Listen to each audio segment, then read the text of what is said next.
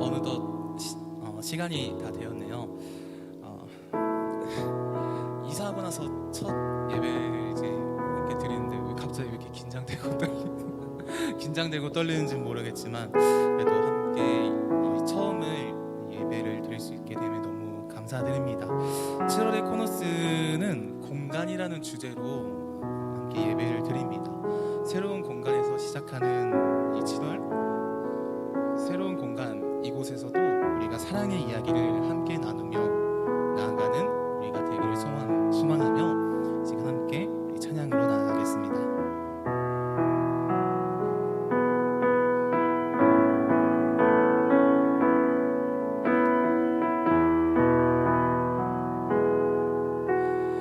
내 갈급함 어느 것으로 채울 수 없네. 내 갈급함 상한 나의 심령에 내 갈급함 부르짖는 소리 들으소서. 내 갈급함 주의 음성 들리네.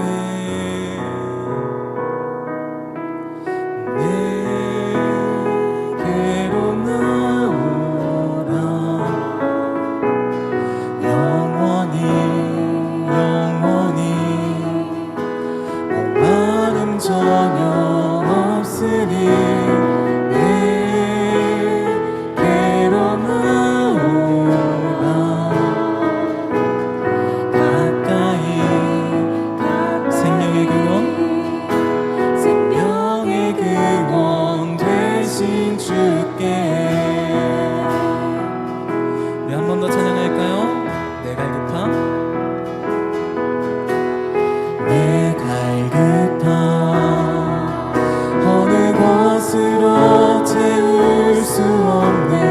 내 갈급함 상한 나의 심령에 내 갈급함 부르짖는 소리 들으소서. 내 갈급함 주의 음성 들리네.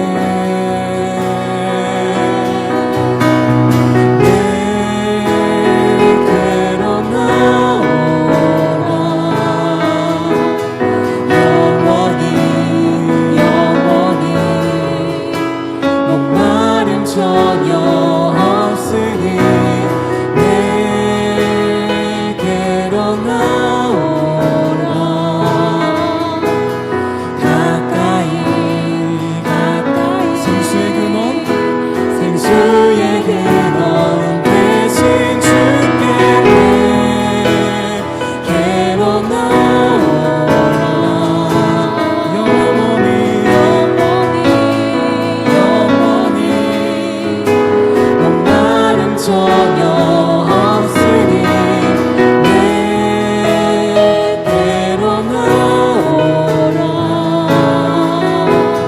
가까이 생수의 근원 되신 주께 내게로 나오라.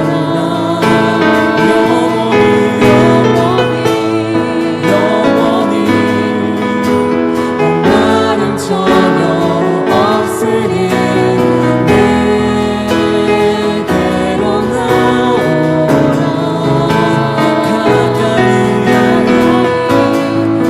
가까이 생명의 근원 우리의 목소리로 찬양해볼게요. 내게로 나오라. 내게로 나오라. 영원히 목마름 전혀 없으리. 내게로 나오라. 가까이 생명의 근원 되신 주께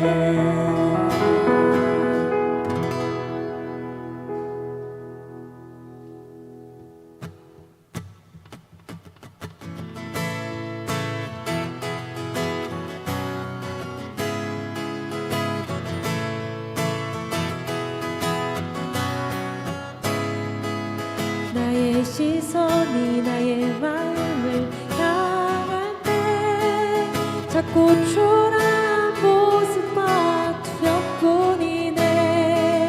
나의 시선을 당신께 돌릴 때 비로소 내 맘 평안해. 비로소 내 맘 평안해. 주를 바라보며 그 맘을 구합니다. 나의 모든 것 다 품으신 주님의 사랑, 나의 생각보다 더 크신 주님의 계획, 그 앞에 내 삶 드립니다. 주님께 내 삶 드립니다.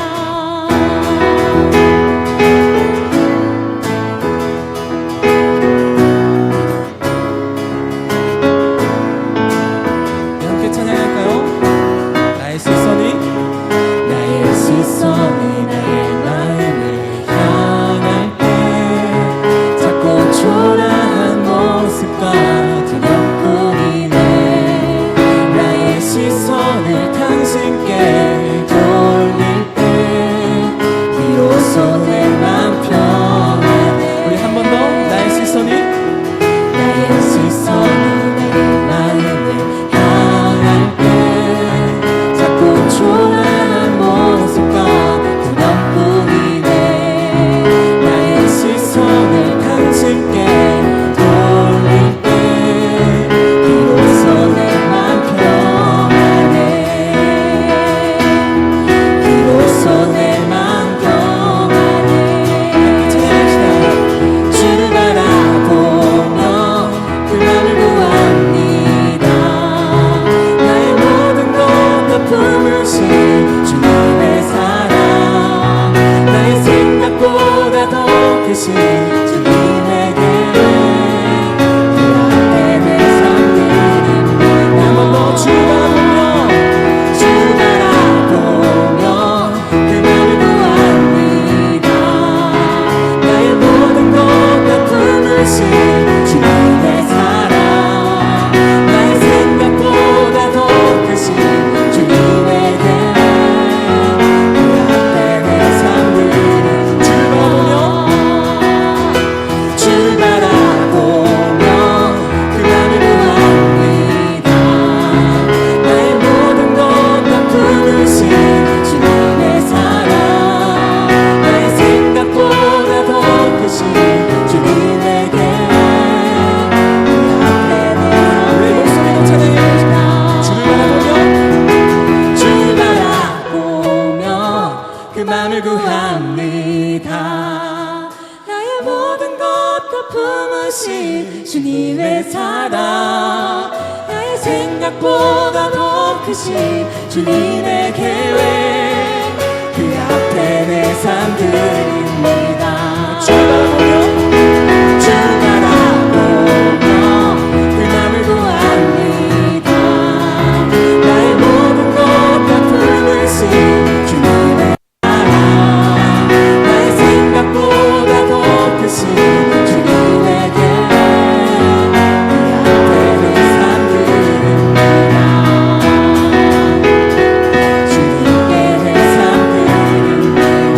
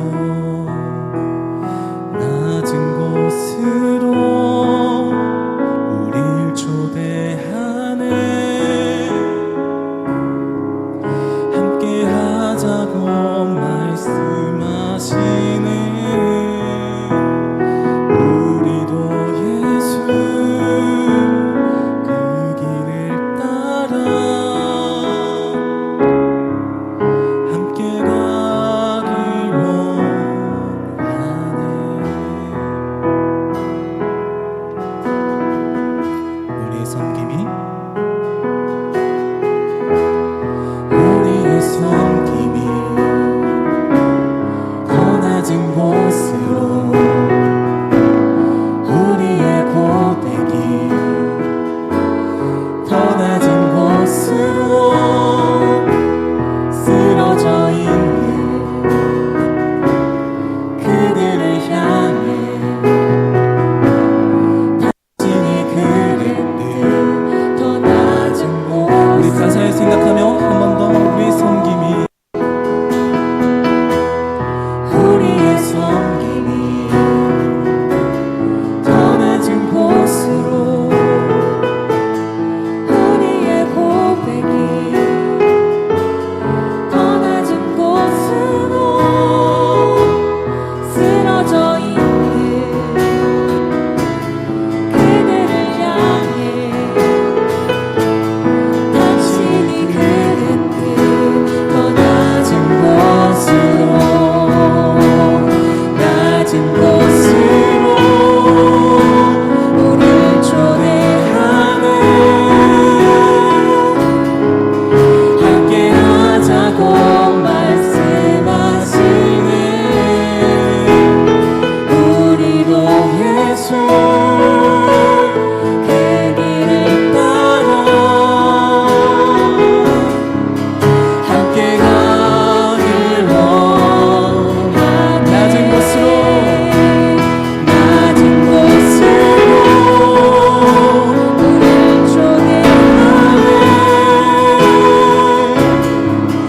함께하자고 말씀하시네 우리도 예수 그 길을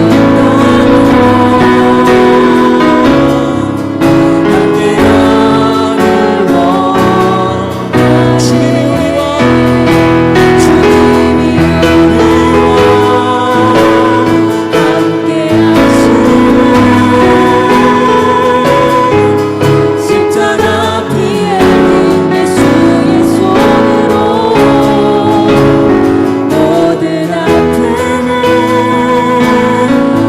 위로하시네 우리에게 보여주셨네 주님이 우리와 함께하시네 십자가 피 흘린 예수의 손으로 모든 아픔을 위로하시네 우리에게 보여주셨네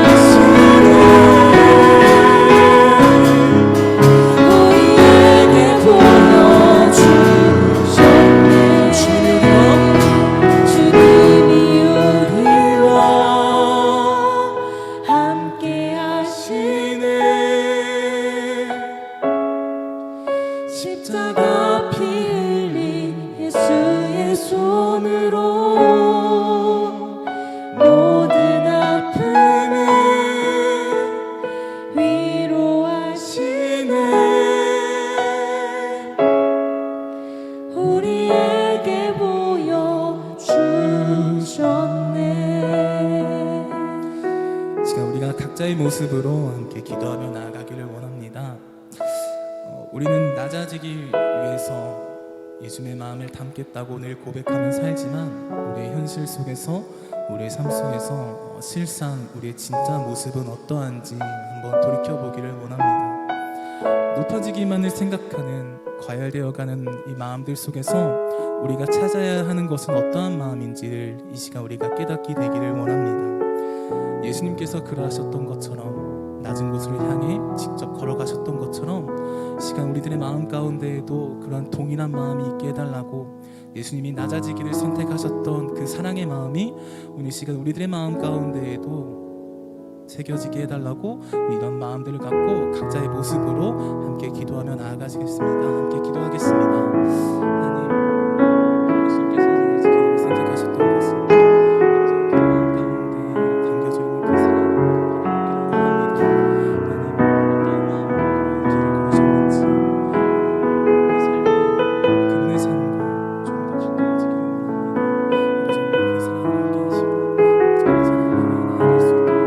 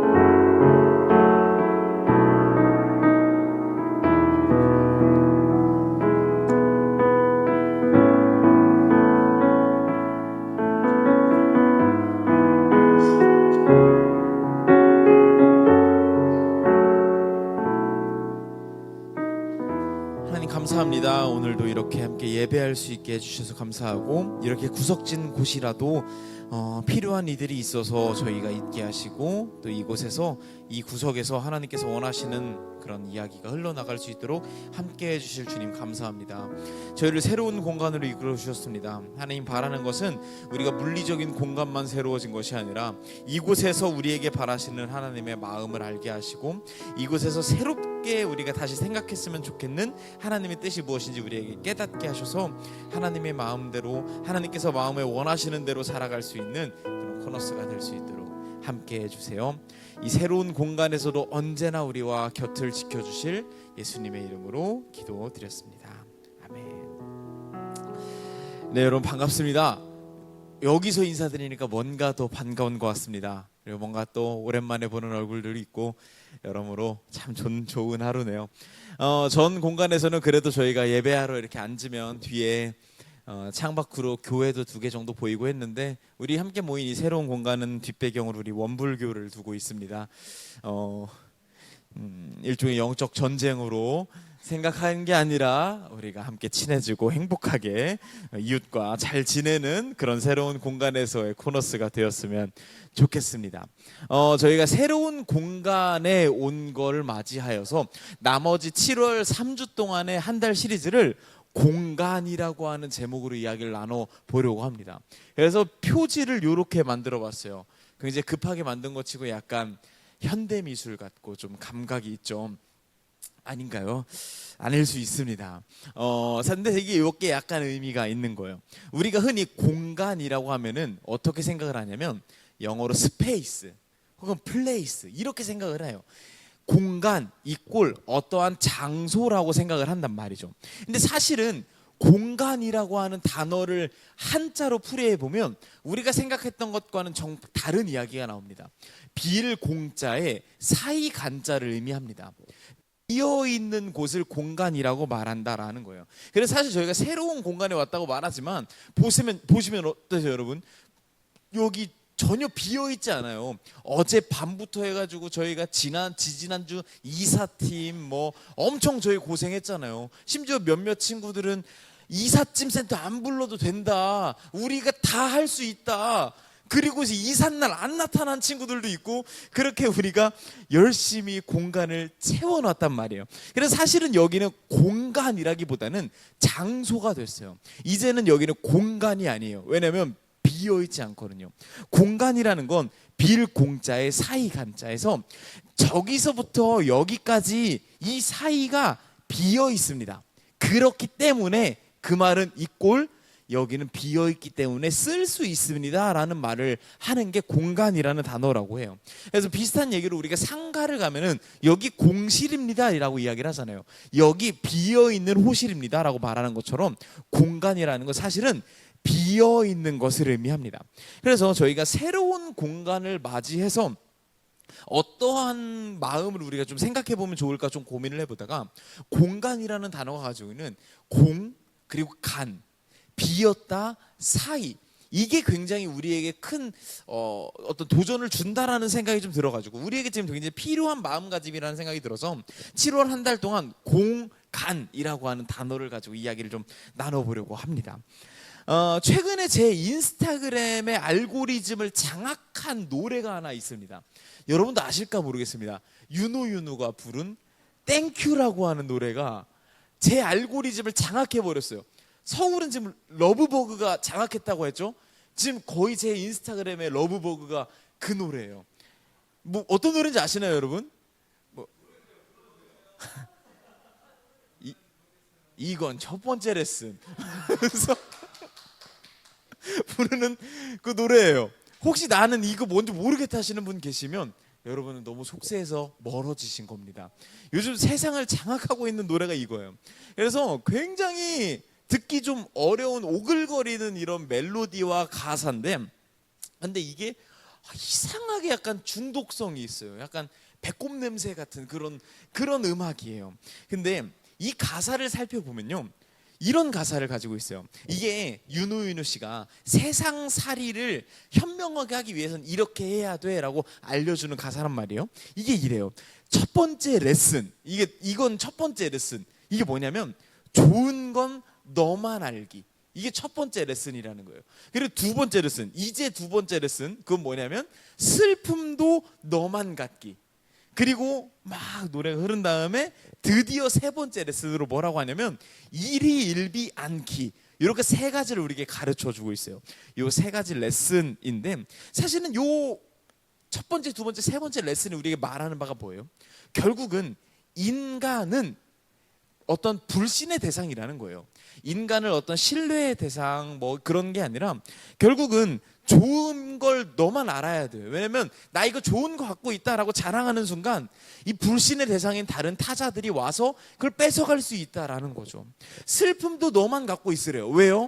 불신의 대상인 인간들이 주변에서 호시탐탐 노리고 있다가 쟤한테 슬픈 일이 생겼네? 그럼 쟤의 약점이다 해서 그걸 파고든다라는 겁니다. 그리고 마지막으로 뭐죠? 일희일비 않기. 왜요? 저 사람이 좋은 사람인 줄 알았어요. 그래서 내 마음을 열었다가요 금방 배신당할 수 있다라는 거예요. 저 사람한테 뭐 나한테 나쁘게 굴었어요. 그래서 저 사람은 좀 멀리 했는데 알고 보면 나중에 나한테 도움이 되는 사람일 수도 있다라는 거예요. 그래서 그런 순간순간에 일희일비하지 않고 어떤 관계에 있어서도 계산도 잘해야 되고 머리도 잘 굴려서 이 관계를 지혜롭게 살아야 된다라고 윤호윤호 씨가 우리에게 가르쳐주고 있단 말이에요. 그런데 이 가사가 오늘날 우리에게 굉장히 너희도 이렇게 살아야 되라고 말하는 것처럼 저는 온 세상이 저희에게 좀 더 계산적이고 좀 더 약삭빠르게 살아야 한다라고 푸시하고 있는 것 같다라는 생각을 종종 느끼곤 합니다.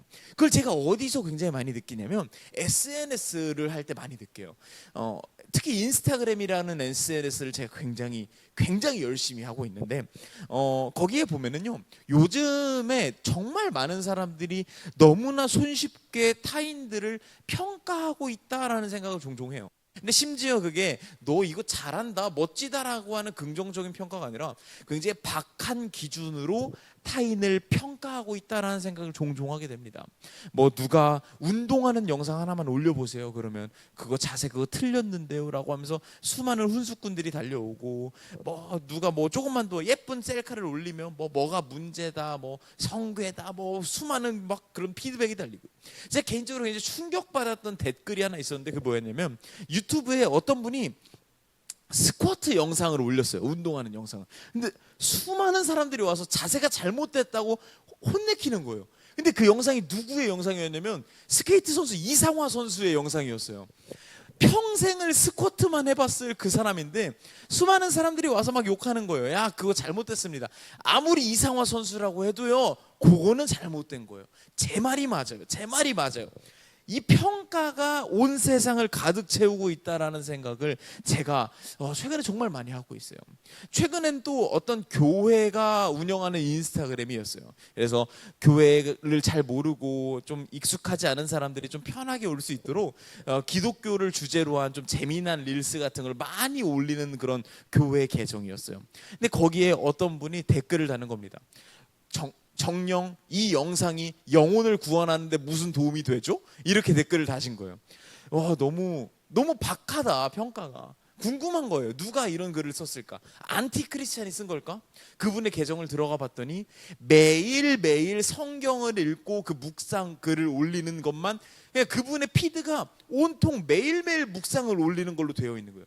정말 성실한 신앙생활을 하고 계신 분이라고 말할 수 있겠죠.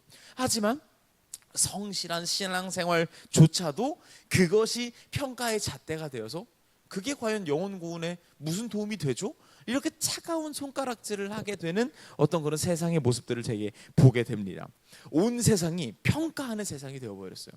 근데 이거는요 저는 역으로 뒤집으면요 날 좀 좋게 평가해줘 라고 외치는 것 같은 그런 세상이라는 마음도 들어요. 내가 봤을 때 나는 많은 걸 갖추고 있고 많은 걸 채워놨어. 그러니 저 사람을 평가할 만한 자격이 돼. 그러니 나의 평가를 보고 나도 좋게 평가해줘. 하지만 나를 나쁘게 평가하지 마 라는 어떤 수많은 불편함들이 온 세상을 가득 채우고 있다. 특히 저와 여러분 같은 청년의 나이대가 점점 더 타인을 향해서 평가하는 게 쉬워지고 그가 가지고 있는 숟가락 색깔, 그가 가지고 있는 지위, 직업 이런 걸로 타인을 평가하는 게 너무 쉬워지고 상대적으로 나는 평가받고 싶어 하지 않는 그런 세상이 되어지고 있다라는 생각을 종종 하게 됩니다. 그러다 보니까 점점 이 세상이 어떻게 되고 있다고 저는 느끼냐면요, 점점 더 관계들이 불편해지는 것 같다라는 그런 생각을 해보게 됩니다. 그래서 이 관계를 그냥 내가 편한 것만 취사 선택하는 세상이 되어가고 있다라는 생각이 들어요. 과거에는 어땠습니까? 과거에 우리가 느꼈던 관계들은요, 내가 원튼 원치 않든 연결되어야만 하는 그런 관계 속에서 우리는 살아왔었습니다. 내가 취사 선택할 수가 없는 관계들이었던 것이죠. 예를 들면요, 예전에는 마을 사람들이라는 단어가 있었어요. 근데 요즘에 여러분들 주변에 마을 사람들 있나요? 우리 마을 사람들은 이래, 우리 마을 어른 중에 이런 사람이 있어라고 말할 만한 관계가 여러분에게 있으신가요? 없을 거예요. 저만 해도 저 어렸을 때는요, 제가 이제 월세살이를 하고 있었는데, 저희 집이 그 주인집이 기르던 강아지가 있었어요. 점박이라고 하는 강아지였어요. 2층으로 올라갑니다. 그래서 요렇게 돌아야 저희 집인데, 그 2층 올라가자마자 그 강아지가 지키고 있어요. 그 점박이는요, 저만 보면 짖어요.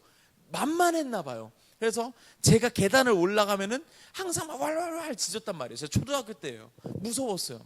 그래서 제가 그 집에 갈 때는요, 항상 저희 누나나 형이 저를 약간 보호해줘야 제가 이렇게 피해서 집에 갈 수가 있었어요. 근데 제가 어떻게 맨날 형이나 누나랑 집에 갈 수가 있었겠습니까? 무서운 거예요, 점박이가.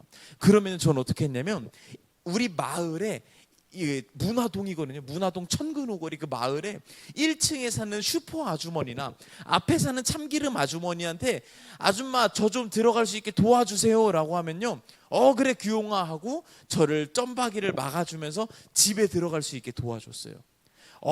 저 어렸을 때만 해도요, 마을 관계라는 게 있었어요. 그래서 동네에서 중고등학생들이 담배를 뻐끔뻐끔 피는 게요, 쉽지 않았던 세상이에요. 왜냐면요, 지나가다가 담배를 펴요. 근데 모르는 청소년이 아니에요. 우리 옆집 누구 아들인데? 야, 너 뭐해 임마? 내가 그냥 동네 모르는 사람한테 혼나는 게 아니라 아는 아저씨, 아는 아줌마한테 혼나는 거예요. 그러니까 동네 자체가 자연스럽게 치안 유지가 되고, 자연스럽게 서로를 보호해주고, 서로가 내가 원치 않는 관계로 연결이 됐지만 어쨌든 간 그것이 주는, 우리를 감싸주는 것들이 있었단 말이에요. 근데 이게 마냥 편한 건 아니었죠. 저만을 위한 것만 생각을 한다면 불편한 관계였어요. 제가 아니라 어떤 중고등학생이 담배를 너무 피고 싶어요. 근데 동네 사람들이 나를 막 다 보고 있어요. 그러면 나만을 위해서라면 이 관계가 불편한 거죠. 뭔가 내가 하지 않아도 될 에너지를 써야 하는 거예요. 저 되게 좋아했던 드라마 중에 응답하라 1988이라는 드라마가 있습니다. 그 드라마에 보면요, 온 동네 그 쌍문동 마을 사람들이 다 서로 관계가 맺어져 있어요. 그러니까 그 자녀들이 어떤 불편함을 겪죠? 야, 누구야, 거기 가서 혜린네 집 가서 이거 반찬 주고 와. 그럼 가면서 반찬을 주면요, 야 고맙다 그래. 그럼 너도 이거 반찬 가져가. 너도 이거 반찬 가져가. 그래서 보면요, 동네 골목에서 그 친구들이 다 모여요. 반찬 하나씩 들고요. 나는 나만 생각하면 이런 수고로움 안 하고 싶죠. 근데 억지로 연결된 그 관계가 나를 조금 수고롭게 만들기는 하지만 그것이 우리의 동네를, 우리 사회를 지켜주던 세상을 우리가 살아왔었단 말이에요. 과거는 연결된 관계였어요. 근데 오늘날 저와 여러분이 지내고 있는 관계는 어떤가요? 연결된 관계가 아니라 끊어진 관계라고 말할 수 있을 것 같아요. 굳이 내가 의지를 가지고 연결을 해야지만 연결되는 것이 오늘날 저와 여러분이 겪고 있는 관계란 말이에요. 굉장히 효율적이죠. 내가 연결하고 싶은 곳에만 연결하면 돼요. 만나고 싶은 사람만 만나면 돼요. 나에게 도움이 되는 관계만 연결하면 돼요. 나에게 효율적인 관계만 연결하면 돼요. 그 나머지 것들은요, 끊어버려도 되는 세상을 저와 여러분이 살고 있단 말이에요. 내가 좋아하는 사람들이랑만 지내고, 나한테 도움이 되는 사람들이랑만 지내고, 심지어 이 효율적인 관계는요, SNS가 발달이 되고 IT가 발달이 되면서 그냥 더 넓어질 수 있어요. 그냥 내가 자리에 앉아서도요, 채팅 앱을 통해서 만나고 싶은 사람하고만 만날 수 있고요, 내 옆자리에 있는 사람은 불편하면 거절해도 되는, 쉽게 끊어지는 그런 관계를 우리가 살고 있단 말이에요. 더 효율적인 관계가 됐어요. 더 도움이 되는 관계가 됐어요. 더 쉽게 연결되고 쉽게 끊을 수 있는 관계가 됐어요. 더 넓게 만날 수 있는 관계가 되었어요. 근데 아이러니하게도요, 이런 관계가 만들어지면서 오늘날 저와 여러분이 살고 있는 우리 세대에, 이 21세기 2025년 대한민국에, 특히 저와 여러분 같은 20, 30대 청년들에게 가장 두드러지는 핵심 키워드가 뭐냐면 외로움과 고립이 되어버렸습니다. 오늘날 20, 30대 청년들이 가장 많은 확률로 사망하는 게 자살, 그리고 그 자살의 원인조차도 대부분이 외로움과 고립이라고 밝혀지고 있는 것이, 이게 그냥 단순히 자극적인 이야기를 하려는 게 아니라 눈앞에 와버린 현실이 되어버렸습니다. 10대부터 40대까지요, 모든 연령층의 가장 주된 사망 원인이 자살이 된 세상 속에서 저와 여러분은 살고 있는 겁니다. 참 안타까운 어떤 세상 속에 살고 있는 거죠.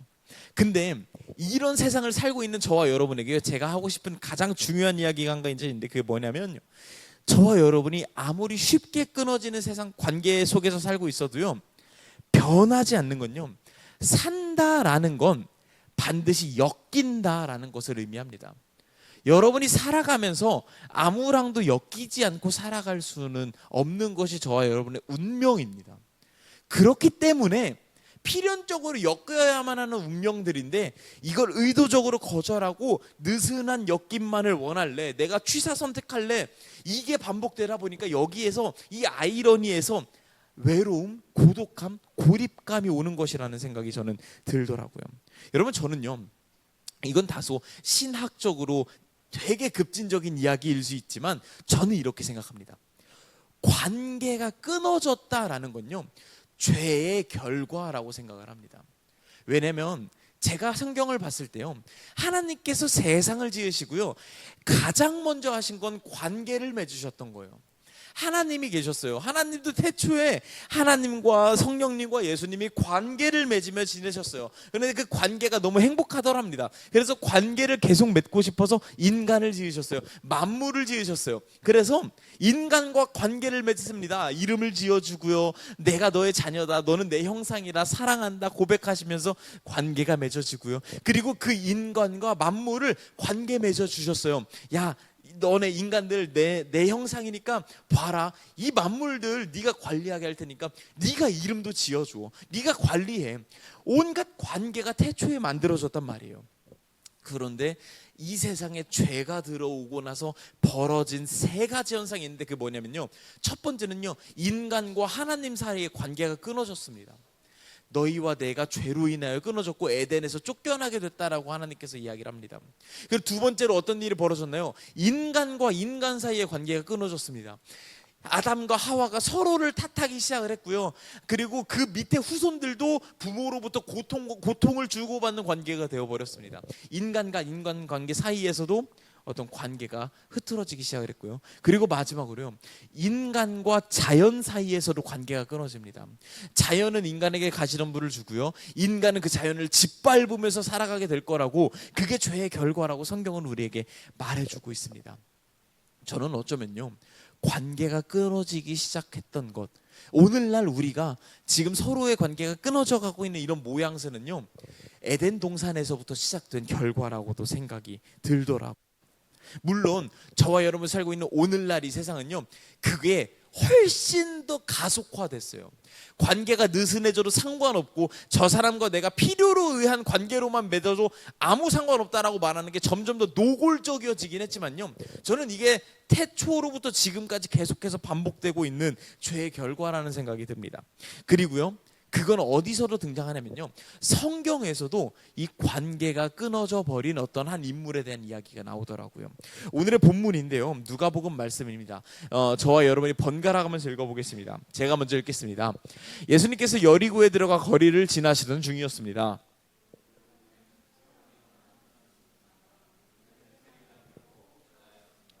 삭개오는 예수님이 어떤 분인지 보려고 하였으나 사람들 때문에 볼 수 없었습니다. 그는 키가 작았던 것입니다.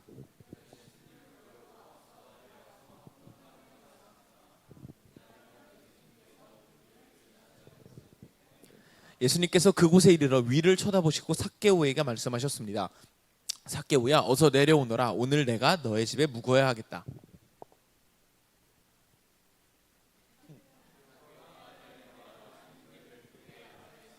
사람들은 이것을 보고 모두 수군거렸습니다. 저 사람이 죄인의 집에 묵으려고 들어갔다.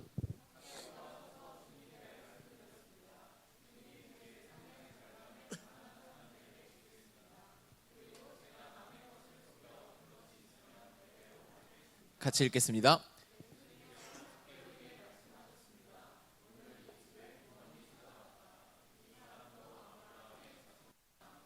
아멘.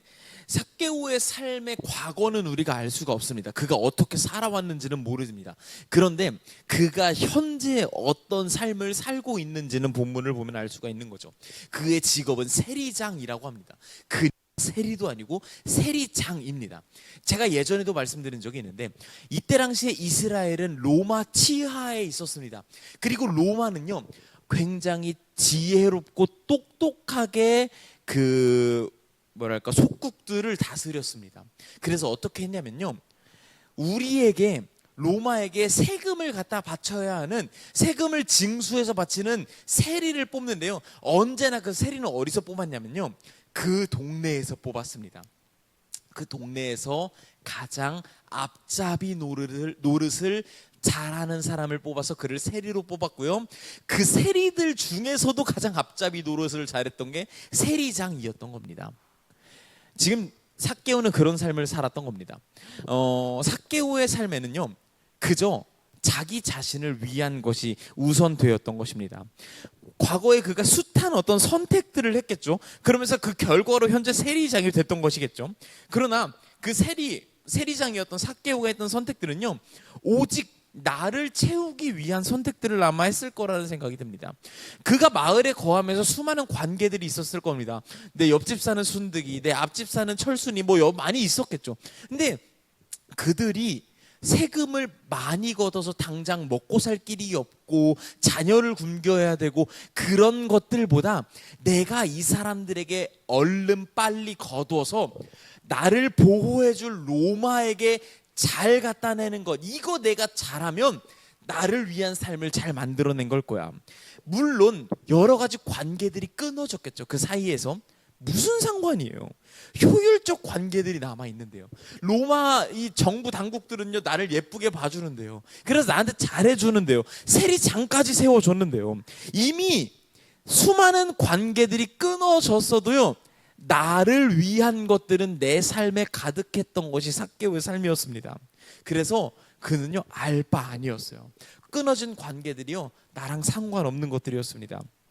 그런데 삭개오는 이미 나를 채우기 위한 것들은 내 삶에 가득하고 효율적인 관계들은 내 삶에 충분하지만 그럼에도 불구하고 알 수 없는 공허함이 그의 삶에 있었던가 봐요. 그러면서 그걸 채워줄 수 있는 무언가를 찾아다니고 수소문하던 중에 그의 마을에 예수께서 오신다라고 하는 것을 그가 소식을 듣게 됩니다. 물론 그에게는요 더 이상 필요한 것이 없었어요. 이미 세리장이에요. 수많은 것들이 있어요. 먹고 살 수 있는 충분한 것들이 있어요. 나를 채우기 위한 효율적인 것들은 내 안에 가득해요. 근데 이상하게 뭔가가 부족한 것 같고 그걸 채워줄 수 있는 자가 저기에 올 것 같아서 이상한 마음에 그를 만나보기 위해서 그는 뽕나무에 오르게 됩니다. 왜냐면 그는요 키가 작았거든요. 키가 작았던 삭개오는요 이상하게 혼자 있어서 생길 것 같은 고립을 피하기 위해서요 뽕나무에 오르게 됩니다. 저는 그 상황을요 이렇게 한 줄로 말해볼 수 있을 것 같아요. 혼자 있어 생기는 고립을 피하기 위해 삭개오는 가장 혼자 있을 수 있는 곳으로 향했습니다. 뽕나무는요 삭개오 혼자밖에 오를 수 없는 곳이었습니다. 그는요 언제나 혼자 있어도 괜찮다고 생각하면서 살아왔어요. 왜냐하면 나를 채워주는 수많은 효율적인 것들이 있었으니까요. 그런데도 이상하게 나를 찾아오는 고립감이 자꾸만 들어서요 그는 가장 혼자 있을 수 있는 곳을 향해 올랐습니다.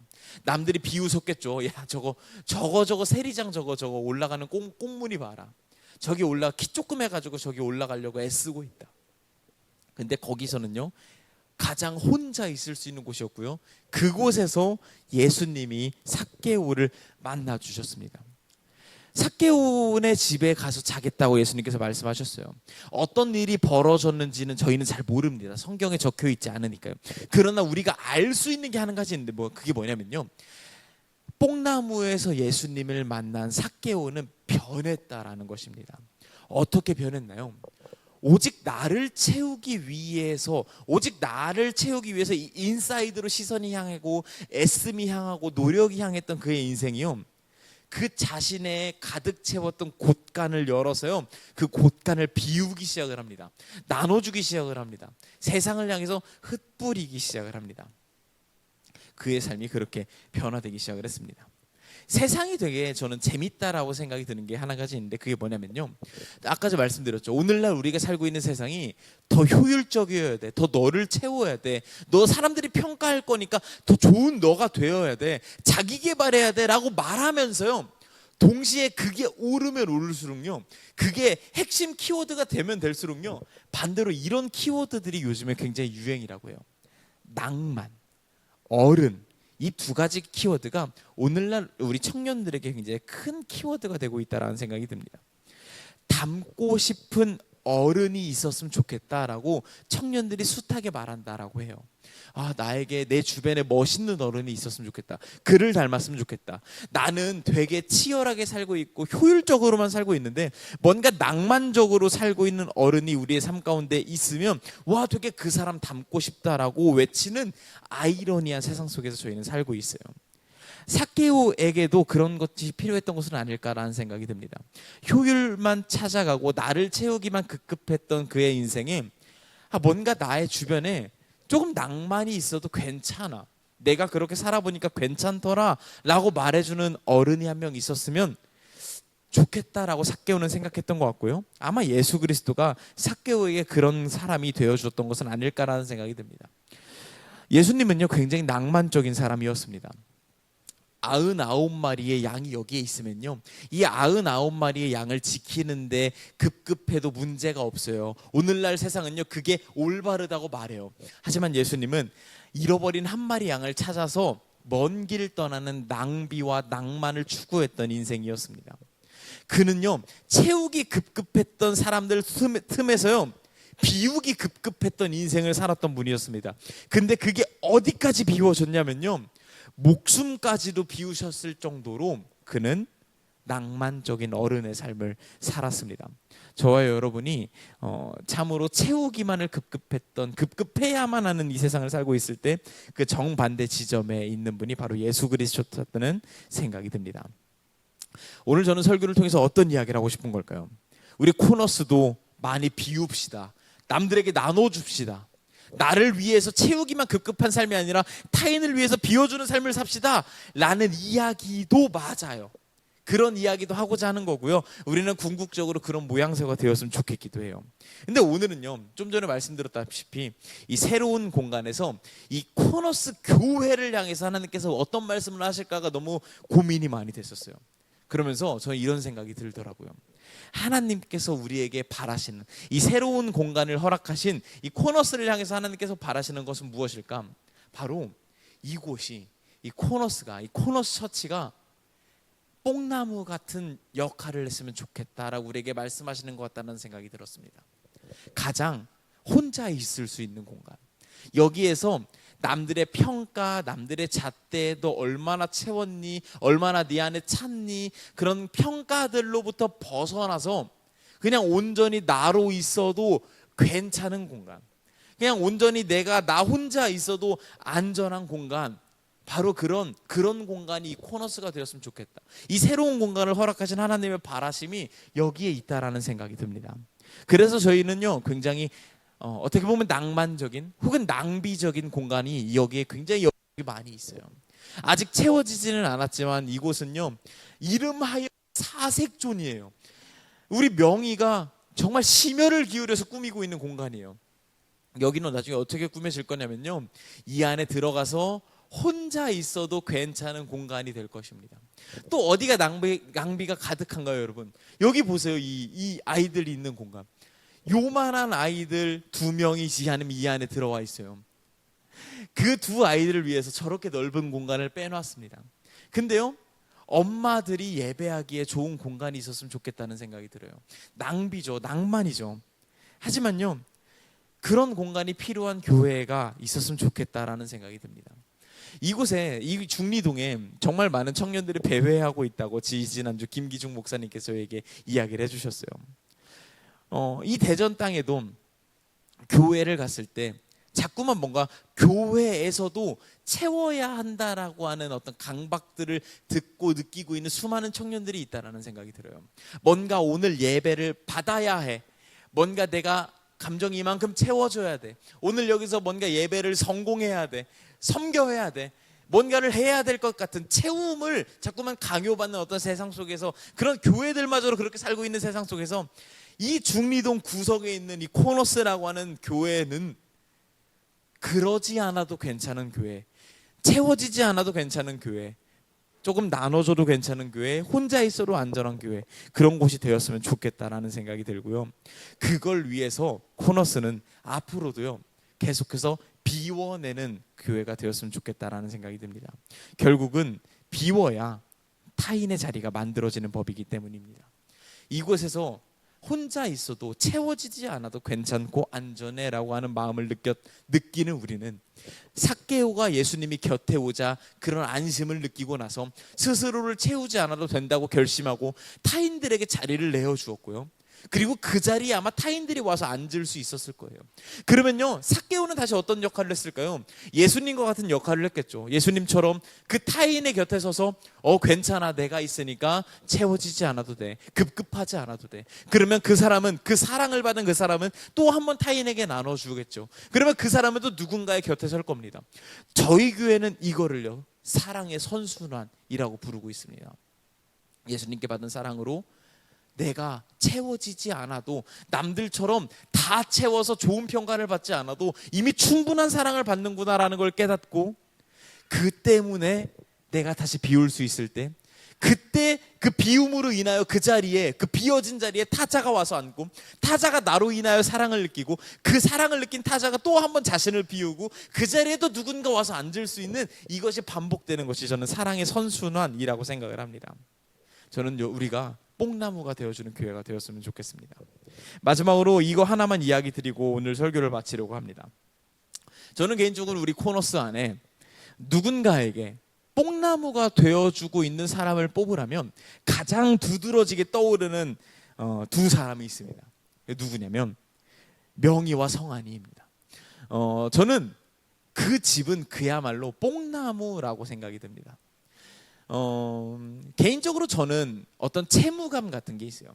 그게 뭐냐면, 제가 워낙에 내향적인 성향이다 보니까 성도들을 막 자주 만난다거나 집에 초대한다거나 막 그런 걸 잘 못하는 성격이에요. 저희 집 와볼 생각도 하지 마세요. 근데 그래도 저나 상은 누나나 목회자랍시고 여기에 있는데 어떤 관계를 되게 자주, 잦게, 빈도 높게 갖지 못하는 거에 대한 미안함, 채무감 같은 것이 있어요. 근데 감사하게도 저희는 수평, 호칭, 어떤 역할을 분배하고 있고요. 저나 상은 누나가 못해주고 있는 관계의 측면을, 어떤 솔직할 수 있는 공간을 내어주는 그런 측면을 우리 성한이랑 명희가 집을 내어줌으로써 굉장히 많이 하고 있다는 생각이 듭니다. 저는 개인적으로 농담 삼아 얘기를 했었는데, 성한이와 명희가 돈을 많이 벌어서 큰 전원주택으로 이사를 가서 거기를 펜션처럼 썼으면 좋겠다는 생각이 들어요. 수많은 여기 앉아 있는 성도들만 해도요, 그 집에 가본 사람이 여기에 절반 이상은 될 거예요. 가면 집을 내어주고, 뭐 음료를 내어주고, 조금 알달달한 음료도 내어주고, 맛있는 음식도 내어주고, 거기서 수많은 청년들이 수많은 회포를 풀고 이야기를 쏟아내고 솔직한 면모를 보여주고 있다라고 저는 종종 듣고 있습니다. 그야말로 뽕나무입니다. 가장 혼자 있을 수 있는 공간, 물리적으로 나 혼자 있는 게 아니라 가장 나다울 수 있는 공간, 내가 내 얘기를 할 수 있는 공간, 이 코너스의 뽕나무가 저는 그 집에 있다는 생각이 듭니다. 아직 못 가본 분 계시면요, 맛집이니까 언제 한번 가보세요. 저는 성한이나 명희가 하고 있는 것처럼 우리 코너스가 계속해서 서로에게 자신의 공간을 내어주고 자신의 처소를 내어주고 마음의 처소를 내어주고 나를 채우기만 위해서 급급했던 이 세상을 담지 않고 나에게 도움이 되는 관계인가 아닌가 계산해가지고 관계를 맺는 이 세상과 담지 않고 내게 조금 덜 채워지더라도 비워주고 그 비워진 자리에 옆 사람을 초대하고 새로운 사람이 이곳에 왔을 때 기꺼이 먼저 다가가서 말을 걸고 내 시간을 내어주고 내 감정을 내어주고 이렇게 계속해서 내어주는 그야말로 공간, 빈 공간이 마음에 있는 우리 코너스가 되었으면 좋겠다라는 생각이 듭니다. 오늘의 설교는 다소 입체적으로 적용할 수 있겠다는 생각이 듭니다. 아마 이곳에 계신 분 중에 삭개오의 역할을, 삭개오의 어떤 심정으로 앉아 계신 분들도 계실지 모르겠어요. 주님 제가 요즘 너무 공허하고 고립되고 외롭고 이 세상이 굉장히 나를 압박하고 있는 것 같아요. 주님, 저에게 주님이 나의 함께 계시다, 나의 곁에 함께 계셔 주신다라고 하는 그 명백한 사실을 깨닫게 해주세요 라고도 느껴보실 수도 있을 것 같아요. 어떤 분은요, 내가 뽕나무의 역할을 잘 하고 있나라고 반성이 되시는 분들도 있을 거라는 생각이 듭니다. 만약에 그런 분들 계시다면, 하나님, 제가 뽕나무의 역할을 잘하기 위해서는요, 삭개오 같은 누군가 나의 이웃을 위해서 나의 자리를 내어주고 나의 것을 비워줄 수 있는 건요, 그 자리를 가득 채워줄 거라고 약속하시는 그 하나님의 사랑을 실감할 때 가능합니다.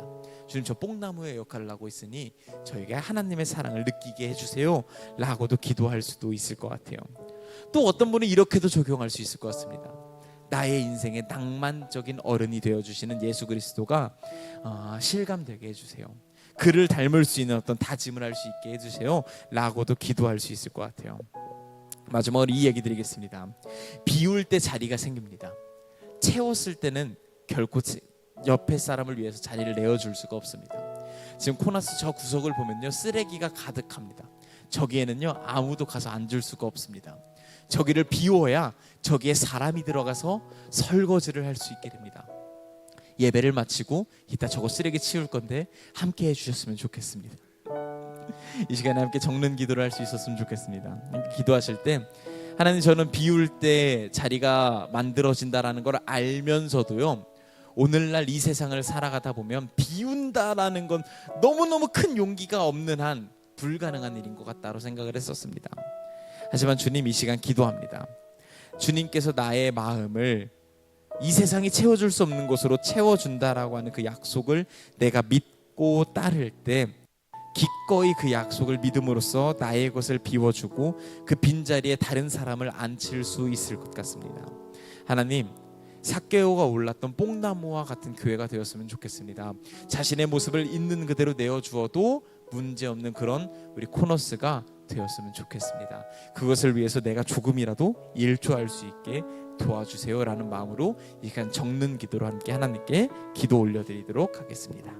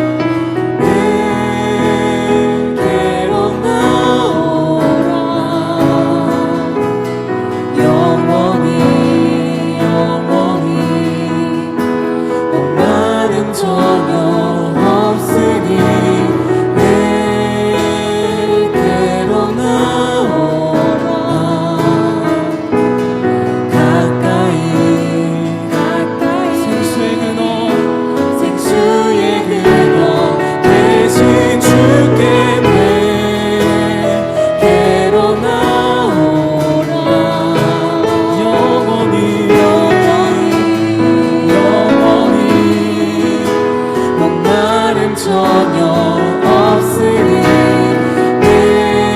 내게로 나오라. 가까이 가까이 생수의 근원 대신 주께 내게로 나오라. 영원히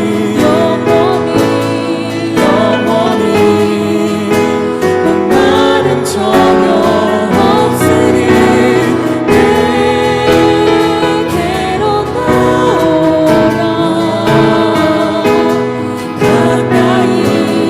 가까이 생명의 근원 대신 주께 내게로 나오라. 내게로 나오라. 영원히 목마름 전혀 없으리 내게로 나오라.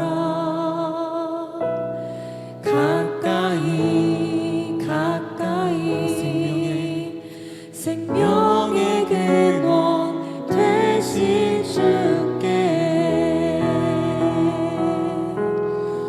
주님의 그 사랑 안에서 나라는 사람이 바로 세워져 가고 있는 것처럼 이제는 내가 누군가의 그 아름다움을 비추어낼 수 있는 사람들이 되기를 소망합니다. 그래야여서 계속해서 이어져 가는 사랑의 선순환이 우리를 통하여 계속해서 흘러갈 수 있는 그런 우리 코너스 공동체가 되기를 소망해 봅니다. 네, 코너스는 함께 공동기도문을 나누며 예배를 마치고 있습니다. 저 한 절, 여러분들 한 절 함께 나누도록 하겠습니다. 우리는 고개를 들어 하늘을 바라봅니다. 고개를 돌려 땅을 바라봅니다. 하늘과 땅을 번갈아 바라봅니다. 아버지의 마음으로 이웃을 돌아봅니다.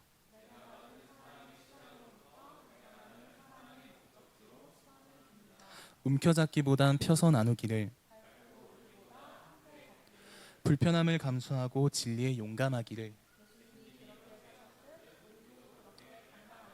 우리 함께 하겠습니다. 우리가 구석으로부터 왔으니 구석으로 갈 수 있기를 예수님의 이름으로 기도합니다. 아멘.